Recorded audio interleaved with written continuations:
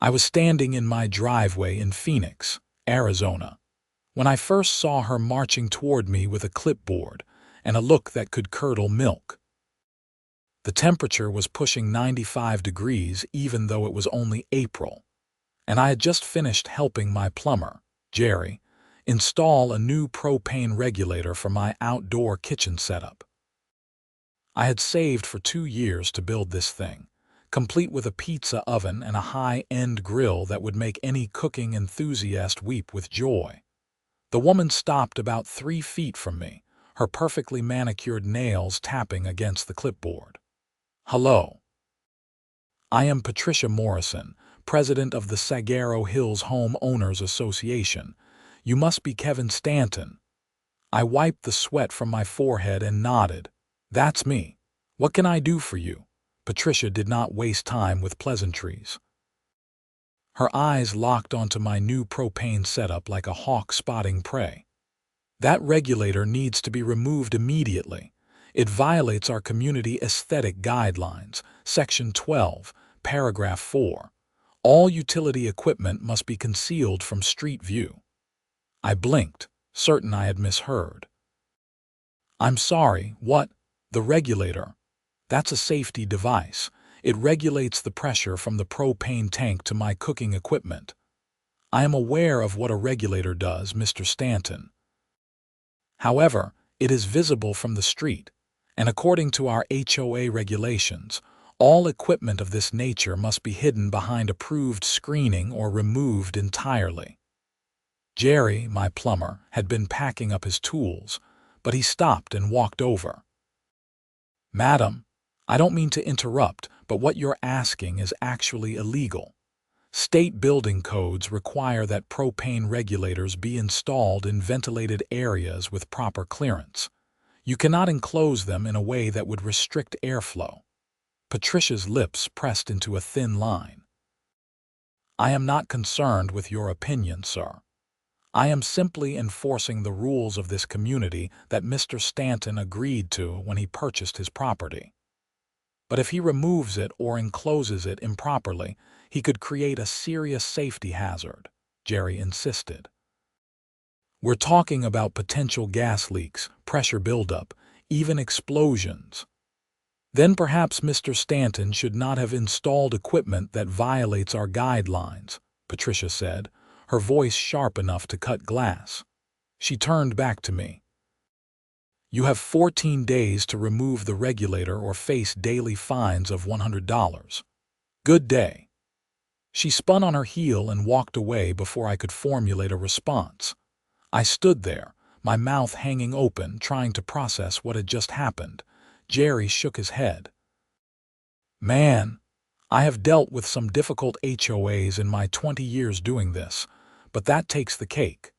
Listen, do not touch that regulator.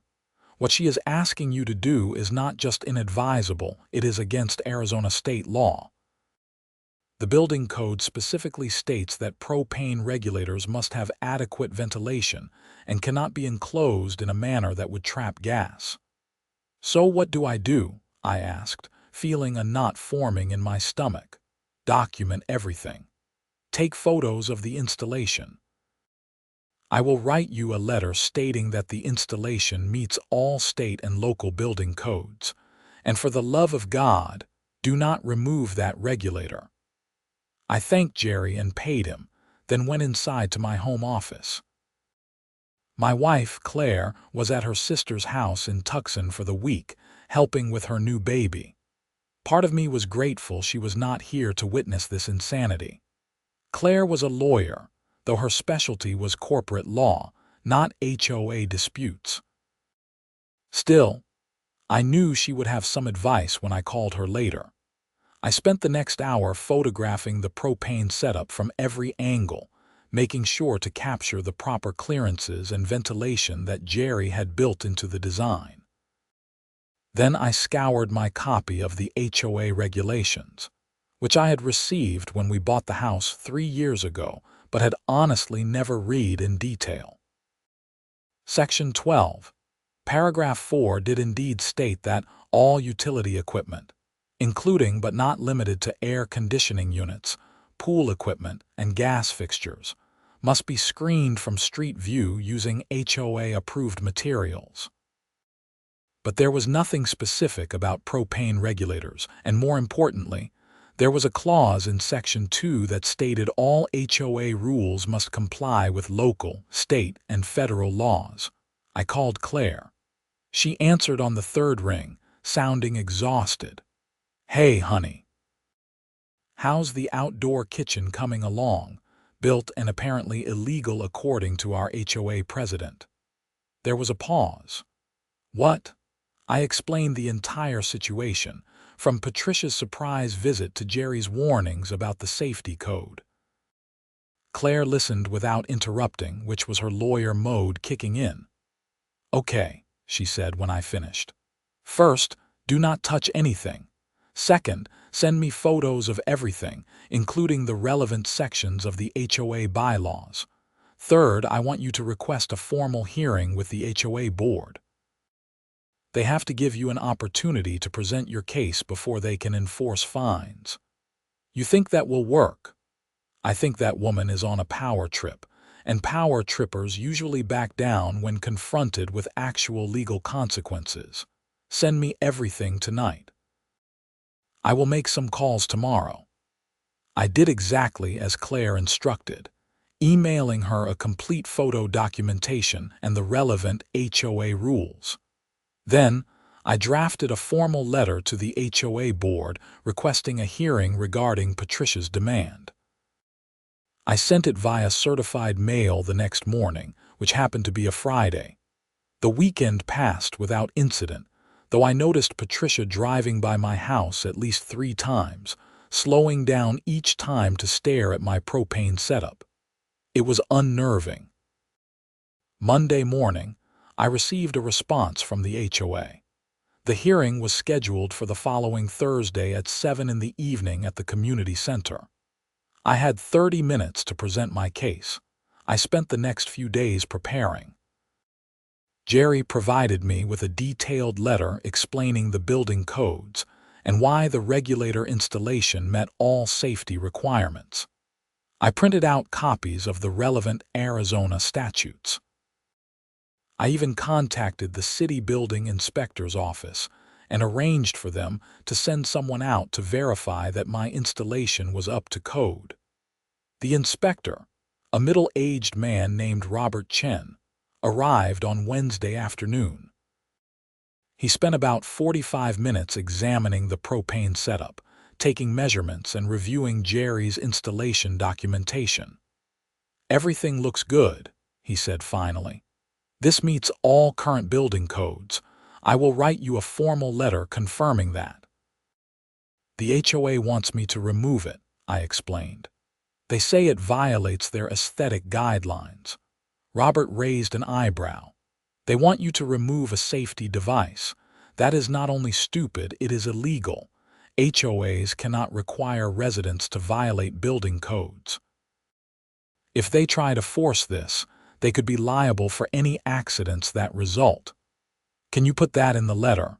"Absolutely." Thursday evening arrived, and I drove to the community center with a folder full of documentation.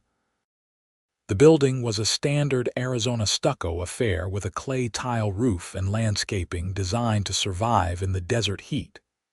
Inside, the meeting room was set up with a long table at the front where 5 board members sat, Patricia in the center. About 20 other residents filled the chairs facing them, apparently there to watch the proceedings. Patricia called the meeting to order with a sharp rap of her gavel. "We have several items on tonight's agenda, but first we will address the matter of Kevin Stanton and his non-compliant propane installation."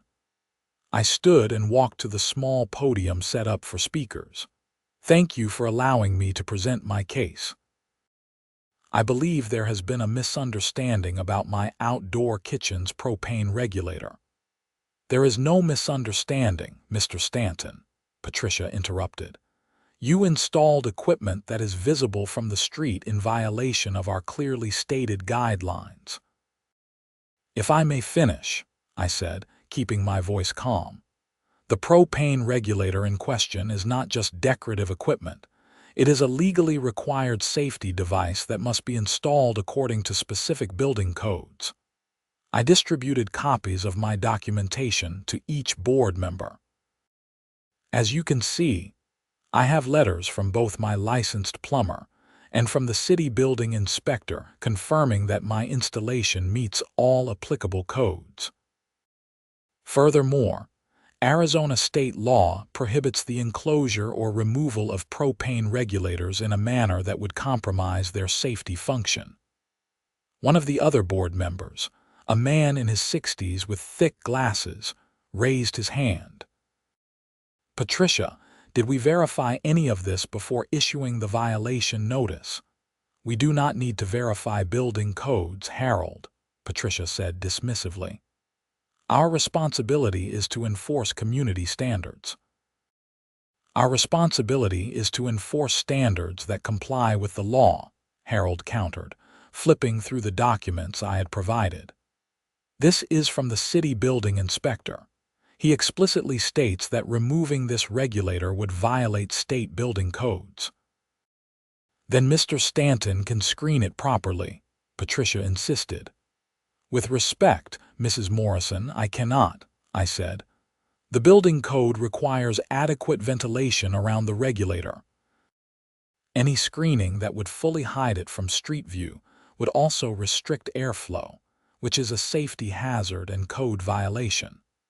A woman on the board with short red hair leaned forward.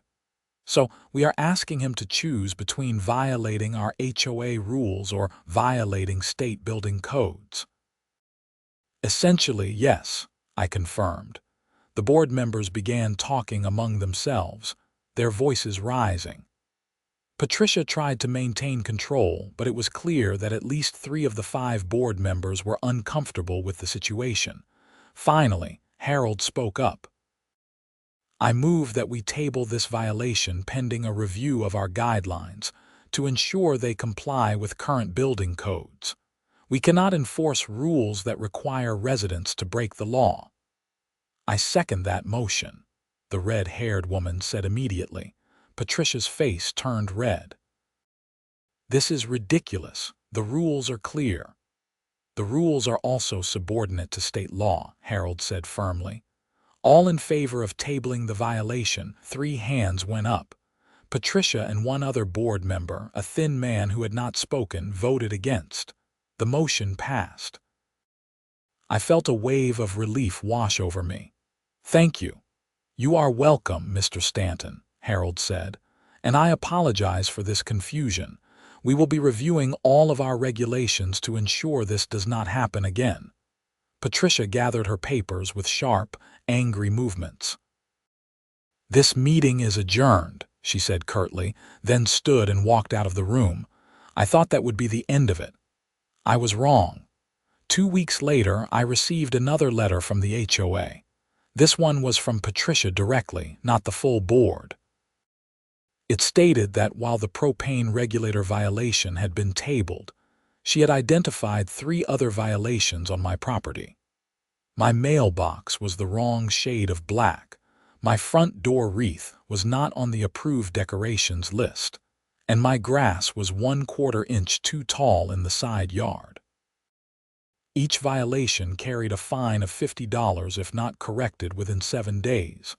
I took photos of my neighbors' mailboxes, which were all various shades of black, none matching exactly. I documented that at least 6 other houses in the neighborhood had wreaths similar to mine. And I measured my grass, which was well within the stated maximum height in the HOA guidelines. I sent all of this documentation to the HOA board, copying every member individually. Harold responded within 2 hours. Mr. Stanton, please disregard Mrs. Morrison's letter. She does not have the authority to issue violations without board approval. We will be addressing this at our next board meeting. But Patricia was not done. Over the next month, I received 4 more violation notices from her, each more absurd than the last. My garden hose was visible from the street. My trash cans were placed at the curb 1 hour too early on collection day. A package on my front porch constituted an unauthorized storage structure. My car was parked improperly in my own driveway. Each time, Harold or one of the other board members would contact me to apologize and void the violation. But the harassment was taking its toll. I was stressed, constantly worrying about what Patricia would find next. Claire, who had returned from Tucson, was ready to file a lawsuit. "This is targeted harassment," she said one evening as we sat in our living room reviewing the latest violation notice. "She is abusing her position to retaliate against you for challenging her authority." "Can we actually do anything about it?" I asked. "We can file a restraining order based on harassment. We can also sue the HOA for allowing her to abuse her position.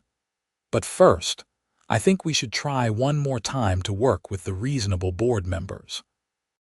Claire drafted a formal complaint letter addressed to the entire HOA board, documenting every violation notice Patricia had issued, the dates they were sent, and the fact that each had been overturned by the board.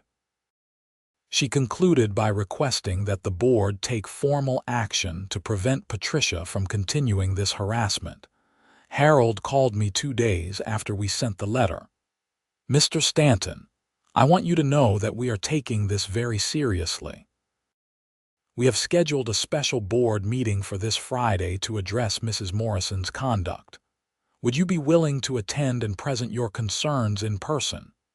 "Absolutely," I said. That Friday, Claire came with me to the community center. The atmosphere was tense from the moment we walked in. Patricia sat at the board table, her arms crossed, glaring at everyone who entered. Harold called the meeting to order. "We are here tonight to address serious concerns about potential abuse of authority by our board president. Mr. Stanton, would you like to present your complaint?" I stood, but Claire put a hand on my arm. "If you do not mind, I would like to speak on my husband's behalf. I am an attorney and I believe I can present the legal issues more clearly."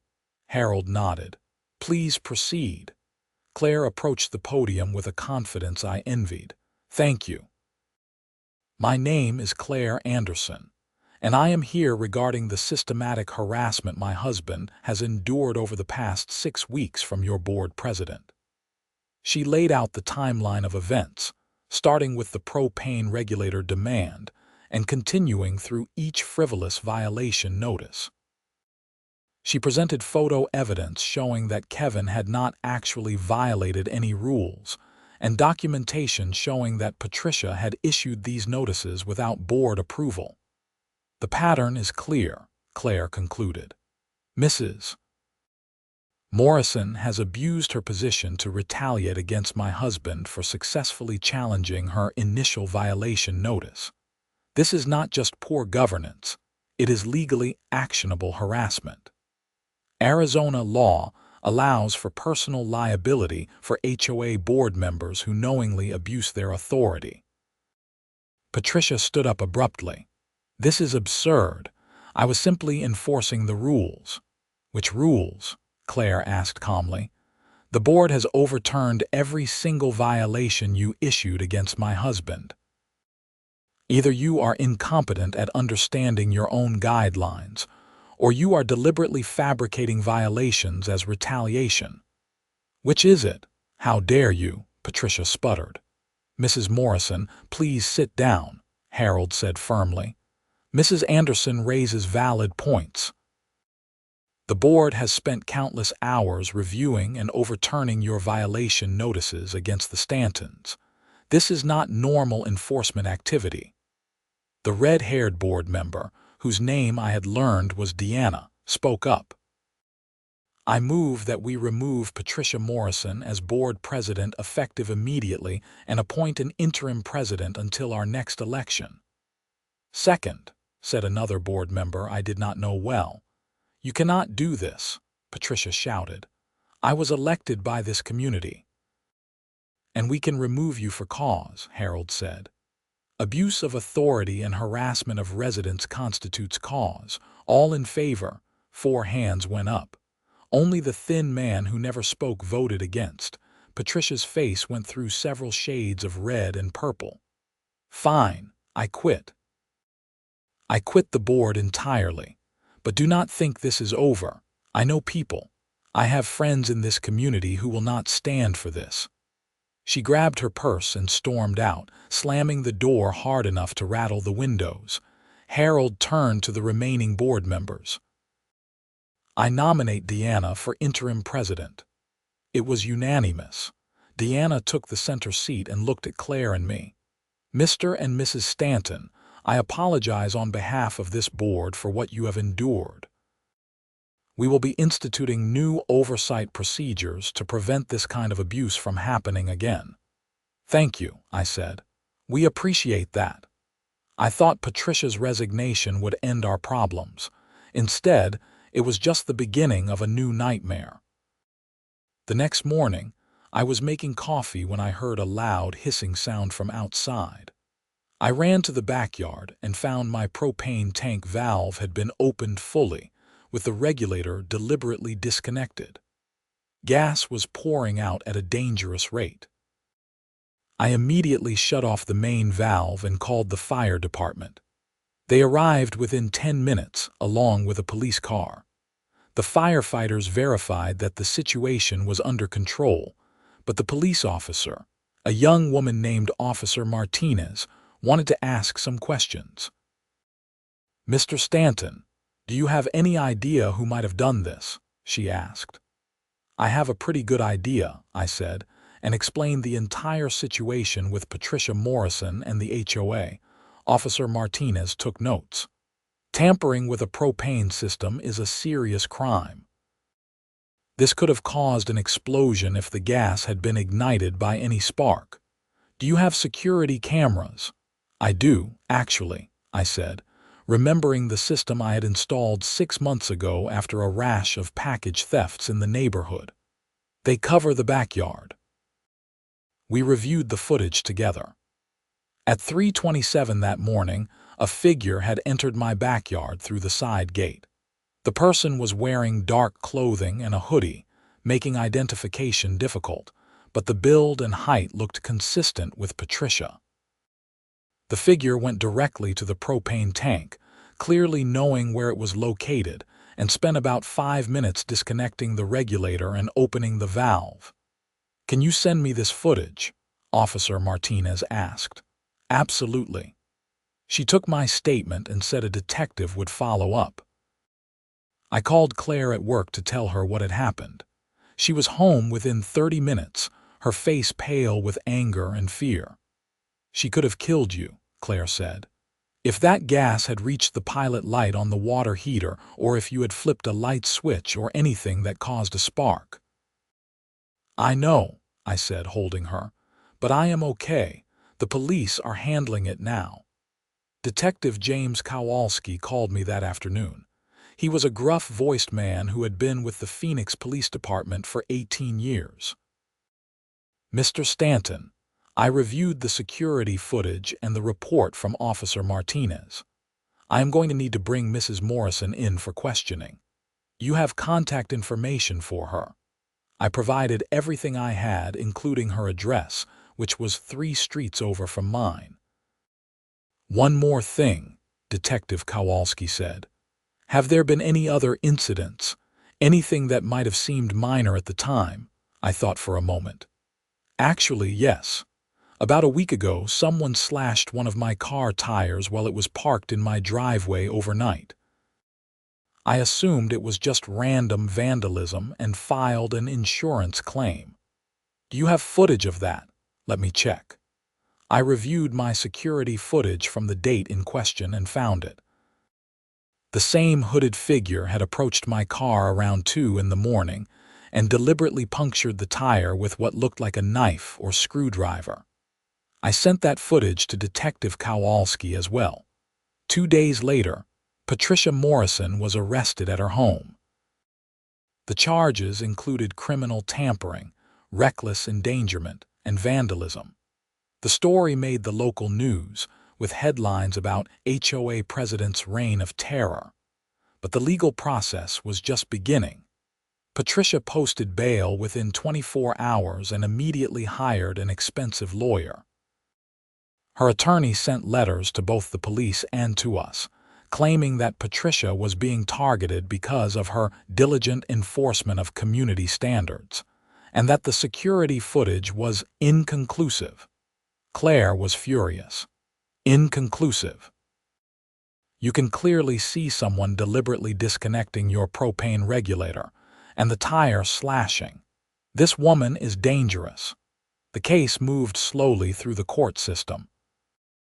In the meantime, the new HOA board under Diana's leadership conducted a comprehensive review of all the association's rules and found numerous places where guidelines conflicted with building codes or were unconstitutionally vague.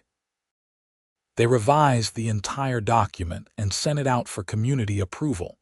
Patricia's supporters, and she did have some, tried to organize a recall election against Diana and the board members who had voted to remove Patricia. They collected signatures and submitted a petition. But when the recall vote was held, it failed by a wide margin. Most residents had either experienced their own issues with Patricia's aggressive enforcement or knew someone who had. Meanwhile, Jerry, my plumber, called with concerning news. "Hey, Kevin, I wanted to give you a heads up. I just got a call from the state licensing board saying someone filed a complaint against my license, claiming I did substandard work on your propane installation. They are going to do an inspection." "Let me guess who filed the complaint," I said. "The complaint was anonymous, but yeah, the timing is suspicious. What can I do to help?" "Just be available when the inspector comes out. They will want to verify that everything was done to code." The state inspector arrived a week later. She was a thorough professional who spent 3 hours examining every aspect of the propane installation. In the end, she found no violations and closed the complaint as unfounded. Jerry's license was cleared, but the whole process had caused him stress and wasted his time. "This is harassment of my business," Jerry said after getting the results. "Can I file charges too?" "Talk to my wife," I said, giving him Claire's card. "She is collecting documentation on all of Patricia's actions." The criminal trial was scheduled for September, 5 months after the initial incident. During that time, Patricia continued to live in the neighborhood, though she seemed to stay away from our street. I saw her occasionally at the grocery store or other community locations. She always glared but never approached or spoke to me. Her lawyer tried multiple times to get the charges dismissed or reduced, arguing that there was no proof Patricia was the person in the security footage, and that the case was based on circumstantial evidence and personal animosity. The prosecutor, a sharp woman named Amanda Torres, countered that the footage combined with the documented history of harassment and Patricia's specific knowledge of the propane installation created a clear pattern. The judge denied the motion to dismiss. As the trial date approached, Claire and I discussed whether we wanted to pursue a separate civil lawsuit against Patricia for the harassment and property damage. We could sue for the cost of repairs, emotional distress, and legal fees, Claire explained. But it would be expensive and time-consuming. "Let's see what happens with the criminal trial first," I said. "If she is convicted, that makes the civil case much easier." The trial began on a Tuesday morning in downtown Phoenix. The courthouse was a modern building with tight security. We arrived early and met with Prosecutor Torres to go over my testimony. "The defense is going to try to make this about the HOA dispute," she warned. "They will paint you as someone with a grudge against Mrs. Morrison who is falsifying evidence to get revenge. Stay calm, stick to the facts, and do not let them provoke you." I nodded, my stomach churning with nerves. The jury selection took most of the first day. The actual testimony began on Wednesday. Prosecutor Torres called me as her first witness. I walked through the entire timeline, from Patricia's initial demand that I remove the propane regulator to Jerry's warnings that doing so would be illegal, to the HOA hearing, to Patricia's subsequent violation notices, to her removal from the board, and finally to discovering the tampering with my propane system. Patricia's attorney, a silver-haired man named Donald Prescott, cross-examined me aggressively.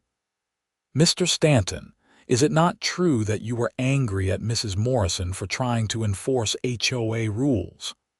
"I was frustrated that she was demanding I break the law," I clarified. "But you did orchestrate a campaign to have her removed from the board, correct?" I filed a formal complaint about harassment. The board chose to remove her based on their own review of her actions. A board that you admit was predisposed against my client. A board that had to overturn multiple invalid violation notices that your client issued without proper authority. Judge Morrison, no relation to Patricia, intervened. "Mr. Prescott, do you have questions about the night of the incident?" "Yes, Your Honor." "Mr. Stanton, can you identify the person in the security footage as my client? The person's height, build, and movement patterns are consistent with Mrs. Morrison.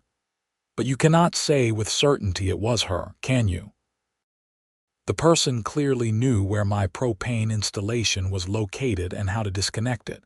Very few people have that knowledge." "That does not answer my question. Can you identify the person in the footage as Patricia Morrison? Yes or no?" "Not with absolute certainty based solely on the video," I admitted. Prescott looked triumphant. No further questions, but Prosecutor Torres was ready for redirect. "Mr. Stanton, who besides you, your wife, and your plumber Jerry would know the specific location and configuration of your propane system, Mrs. Morrison?" She spent several minutes examining it when she first issued the violation notice. "And in your security footage, does the person in the video appear to search for the propane tank, or do they go directly to it?" "They go directly to it, even though it is not visible from the street or the gate they entered through." Prosecutor Torres nodded. "Thank you. No further questions."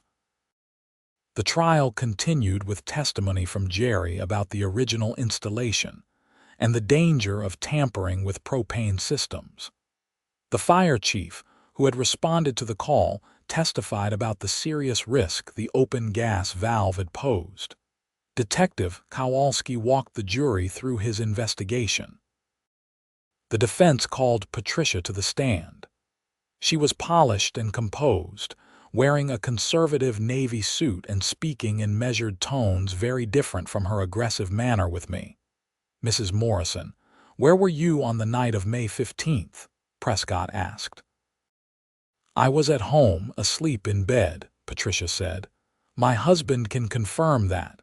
"Did you tamper with the Stanton's propane system?" "Absolutely not.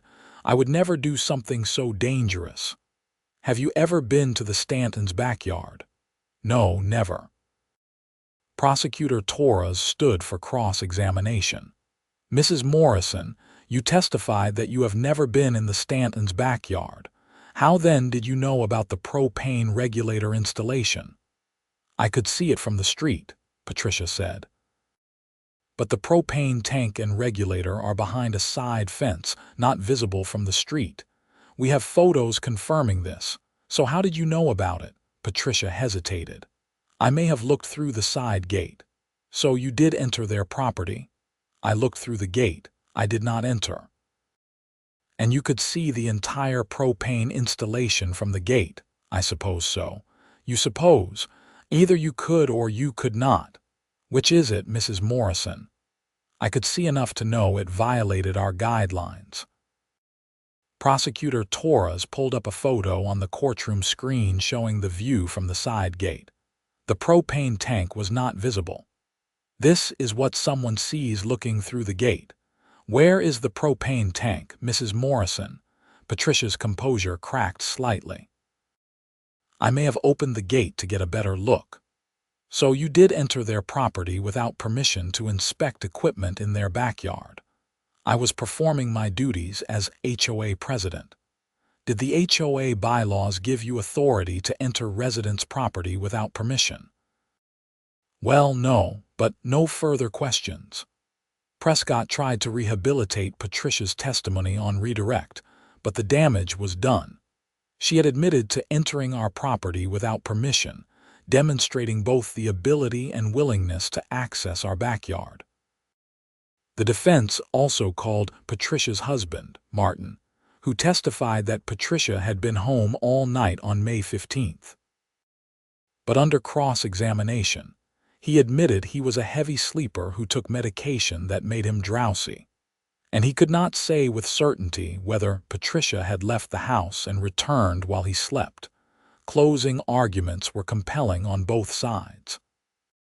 Prescott argued that the prosecution had not proven beyond a reasonable doubt that Patricia was the person in the video, and that the case was based on circumstantial evidence and personal animosity.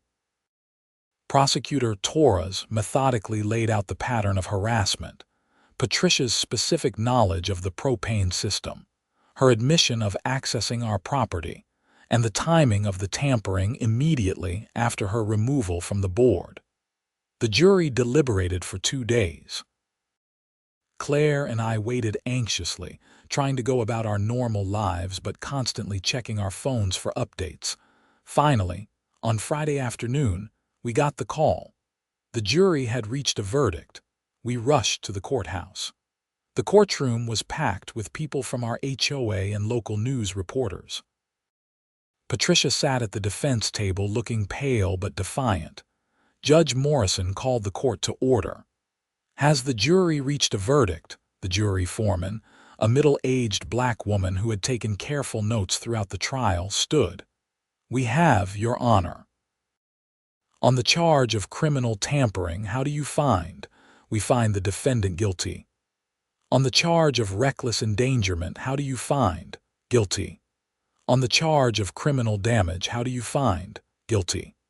Patricia made a small sound and gripped the table. Her husband, sitting in the gallery, put his face in his hands. Judge Morrison thanked the jury and scheduled sentencing for 3 weeks later. Patricia remained free on bail pending sentencing. Outside the courthouse, Prosecutor Torres spoke to the gathered reporters.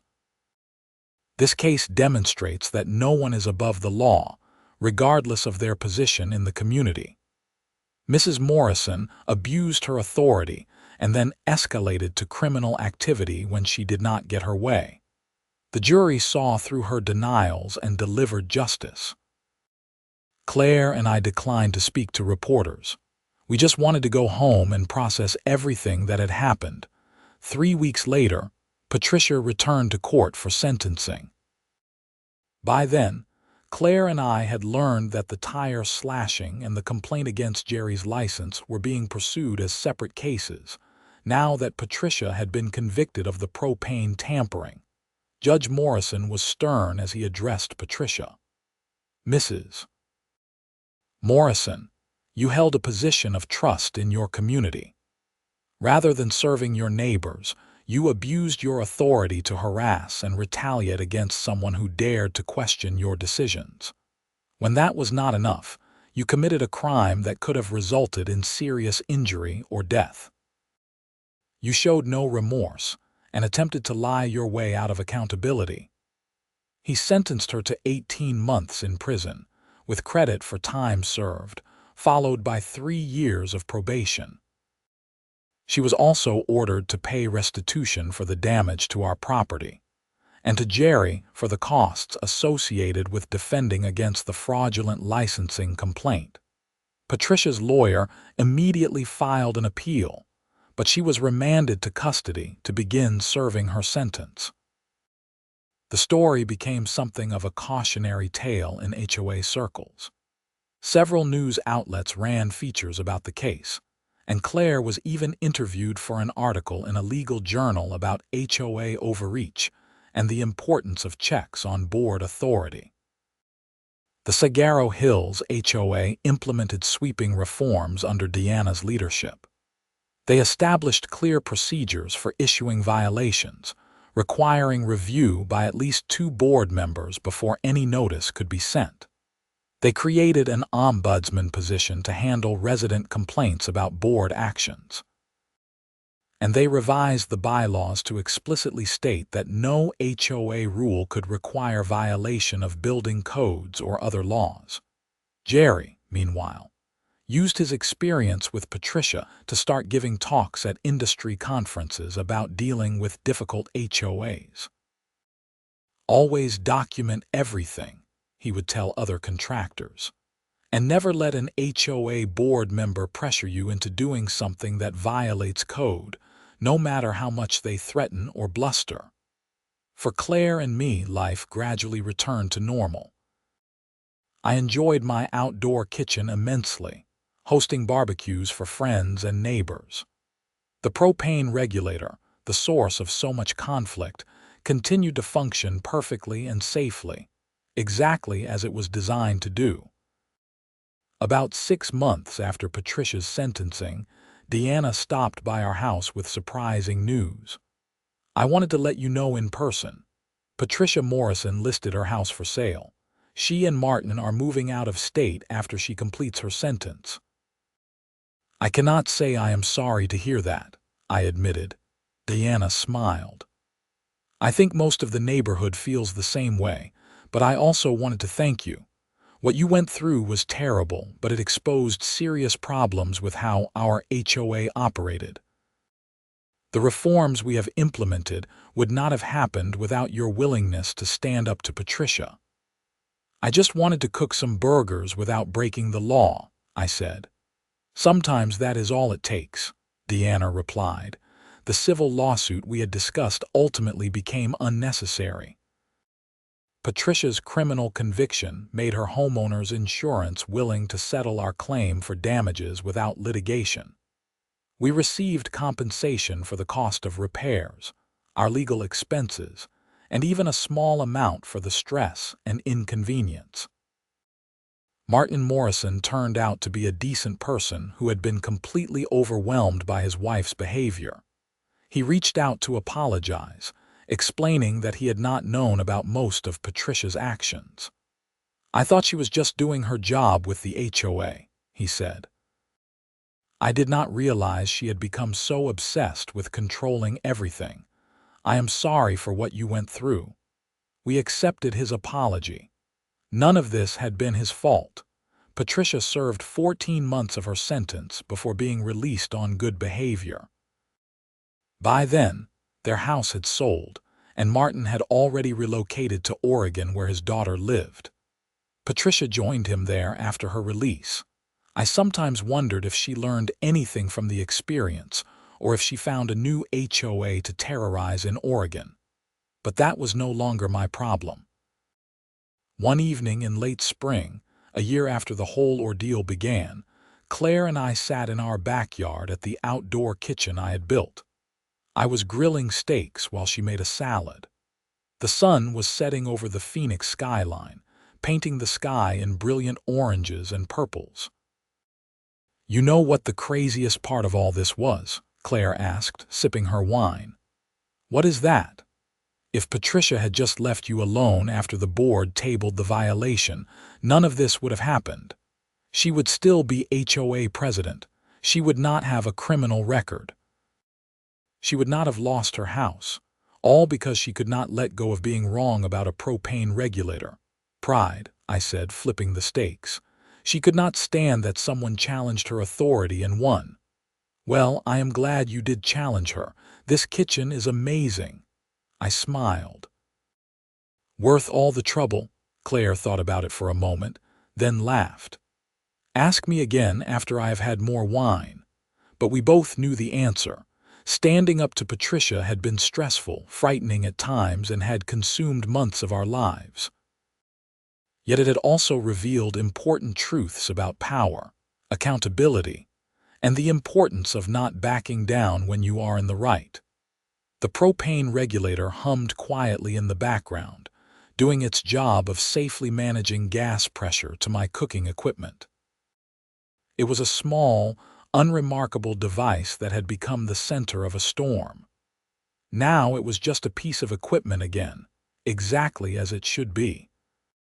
Harold from the HOA board later told me that my case had inspired 3 other residents to challenge questionable violation notices they had received over the years. In each case, the violations were overturned.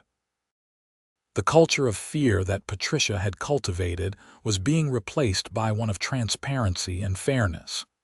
"You started something important," Harold said. "HOA boards need accountability just like any other governing body. We lost sight of that somewhere along the way." Jerry continued to use my installation as an example in his work, showing other homeowners photos of the proper way to install propane regulators, regardless of HOA concerns. He even got a few extra jobs from people in my neighborhood who had been impressed by his willingness to stand up for safety and code compliance. Detective Kowalski stopped by one afternoon to update me on the additional charges related to the tire slashing and false licensing complaint. Both cases have been prosecuted successfully. Mrs. Morrison pled guilty to avoid additional trial time. Those convictions will run concurrent with her main sentence, but they are on her record. "Good," I said. "Not because I want revenge, but because other people should know what she did." "I understand," Kowalski said. "For what it is worth, in my 18 years doing this job, I have seen a lot of HOA disputes. Most of them are petty and annoying but not criminal. What Mrs. Morrison did crossed way over the line. People need to understand that HOA board members are not immune from the law." The Phoenix news stations eventually moved on to other stories, but occasionally I would be recognized at the grocery store or a restaurant. "Hey, are not you the propane regulator guy?" someone would ask. It became a strange sort of local fame. Claire joked that I should write a book about the experience. You could call it the HOA horror story or how I survived Patricia Morrison. "I think I would rather just forget the whole thing and enjoy my outdoor kitchen," I replied. But the truth was, I could not entirely forget it, nor did I really want to. The experience had taught me valuable lessons about standing up for what was right, even when it was difficult, about the importance of documentation and following proper procedures, about the danger of giving any person unchecked authority over others. Our neighborhood improved dramatically under Diana's leadership. The HOA became less about finding violations and more about maintaining property values and creating community. They organized more social events. They streamlined the approval process for home improvements. They established a fund to help elderly residents with landscaping maintenance. One of the most significant changes was the implementation of term limits for board positions. No one could serve as president for more than 2 consecutive terms. It was a direct response to Patricia's tenure and the realization that too much time in power had corrupted her judgment. Martin Morrison sent us a Christmas card that year from Oregon. It included a brief note. "Patricia is doing better. She has started therapy and is beginning to understand how her behavior affected people. She asked me to tell you she is sorry, though I know that does not undo the harm. Thank you for not making things worse than they had to be. Wishing you both happiness and peace." Claire read it and shook her head. "I'm glad she is getting help, but sorry does not quite cut it when someone tried to blow up your house." "True," I agreed, "but I will take it as a sign she is at least trying to change." The following summer, Jerry invited me to speak at a conference for plumbing contractors about navigating HOA requirements while maintaining code compliance. I was nervous about public speaking, but Claire encouraged me to do it. "Your story needs to be told," she said. "Other contractors and homeowners need to know that they have rights, and that codes exist for good reasons." So I went to the conference in Scottsdale and told my story to a room of about 200 plumbing and HVAC contractors. I explained the original confrontation with Patricia, Jerry's warnings about the illegality of removing the regulator, the HOA battle, and the eventual criminal case. The response was overwhelming. Contractor after contractor came up to me during the breaks to share their own stories of difficult HOAs.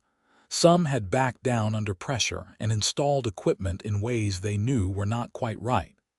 Others had stood their ground and lost clients. Many thanked me for fighting back. "You made it easier for all of us," one older plumber told me. "Now when an HOA gives us grief about code-compliant installations, we can point to your case and say, 'Look what happened when someone tried to force illegal modifications.'" A representative from the Arizona Registrar of Contractors attended the conference and approached me afterward. "Mr. Stanton, we have been looking at ways to better support contractors who face pressure from HOAs to violate codes. Would you be willing to consult on developing some guidelines and educational materials?" I agreed, and spent several months working with the state agency to create a handbook for contractors facing HOA conflicts. It laid out the relevant laws, explained contractors' rights and responsibilities, and provided practical advice for documentation and escalation procedures. The handbook became required reading for anyone renewing their contractor's license in Arizona. Jerry told me it had already helped him in 2 situations where HOAs tried to demand non-compliant installations. Meanwhile, the Saguaro Hills HOA continued to thrive under reformed leadership. Property values in the neighborhood increased, partly because potential buyers knew the HOA was well-run and fair. Several real estate agents specifically mentioned the reforms in their listings. Deanna completed her term as president and was succeeded by Harold, who continued the emphasis on transparency and resident rights. The HOA even won an award from a National Homeowner Association advocacy group for their progressive policies.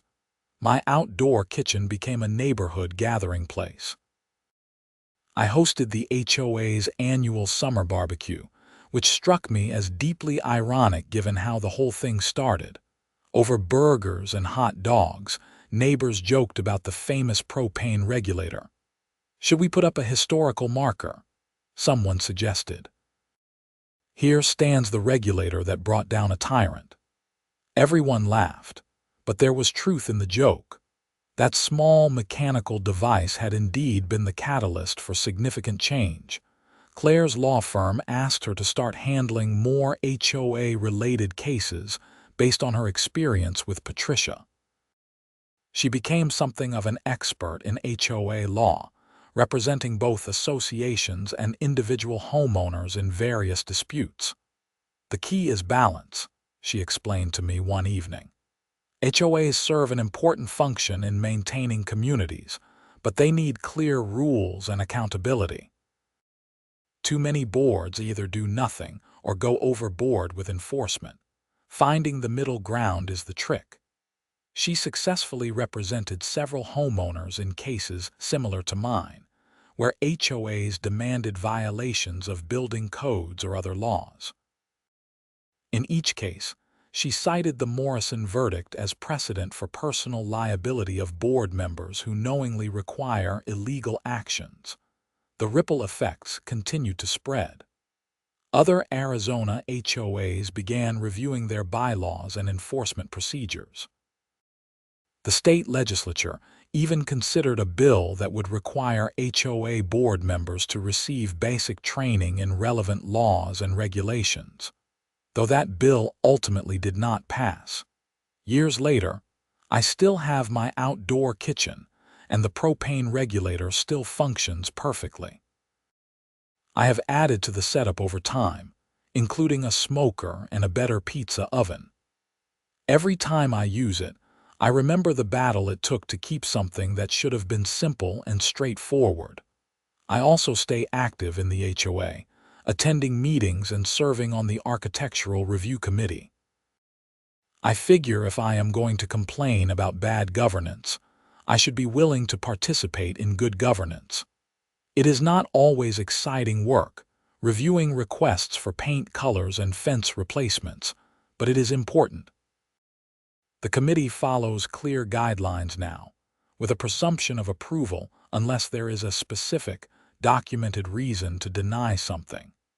And we always consult with city code requirements before making any decisions about utilities or safety equipment. One afternoon, I was working in my front yard when a moving truck pulled up to Patricia Morrison's old house, which had been occupied by a couple of different families since she left. A young family was moving in, parents with 2 small children. I walked over to introduce myself. "Welcome to the neighborhood. I am Kevin Stanton, live just down the street." The husband shook my hand. "Thanks. I am David Chen. This is my wife, Rebecca. We are excited to be here. The HOA seems really well run compared to our last neighborhood." "It is now," I said with a smile. "Let me know if you need any help getting settled." As I walked back to my house, I reflected on how far the neighborhood had come. Patricia Morrison's house, once the home of our neighborhood's biggest problem, was now just another house with a nice family moving in. The past had been overcome. Claire and I eventually did write up a detailed account of everything that happened, not as a book, but as a legal case study that was published in a property law journal. It has been cited in several court cases involving HOA disputes, always on the side of homeowners asserting their rights. Looking back, I sometimes wonder what would have happened if I had just complied with Patricia's original demand. If I had removed the propane regulator or found some way to hide it that violated building codes. In the short term, it would have been easier. No conflicts, no hearings, no criminal trial, but my outdoor kitchen would have been unsafe. The next homeowner might have been injured by an improperly installed system. And Patricia would have continued her reign of petty tyranny, making life miserable for other residents who dared to question her. By standing up to her, even though it was difficult and stressful, I helped create positive change that extended far beyond my own situation. That is worth something. My propane regulator sits in its properly ventilated location, visible from the street if you know where to look. A small monument to the principle that safety and law must take precedence over aesthetic preferences and the whims of petty officials. Jerry still works in the area and stops by occasionally to check on his handiwork. "Still running perfectly," he always says with satisfaction. That is how you know it was done right. And it was done right despite Patricia Morrison's best efforts to force otherwise. In the end, that is what matters most. The law prevailed, safety was maintained, and justice was served. Not every story ends that way, but this one did. As I stand at my outdoor kitchen on warm Phoenix evenings, grilling food for my family and friends, I am reminded that sometimes the smallest battles have the biggest consequences. A propane regulator seems like such a minor thing to fight about. But principles are often tested in small moments, and how we respond to those tests defines who we are. I chose to fight, and though it cost me time, stress, and worry, I would make the same choice again. Some things are worth standing up for, even when the opposition seems overwhelming. Especially then,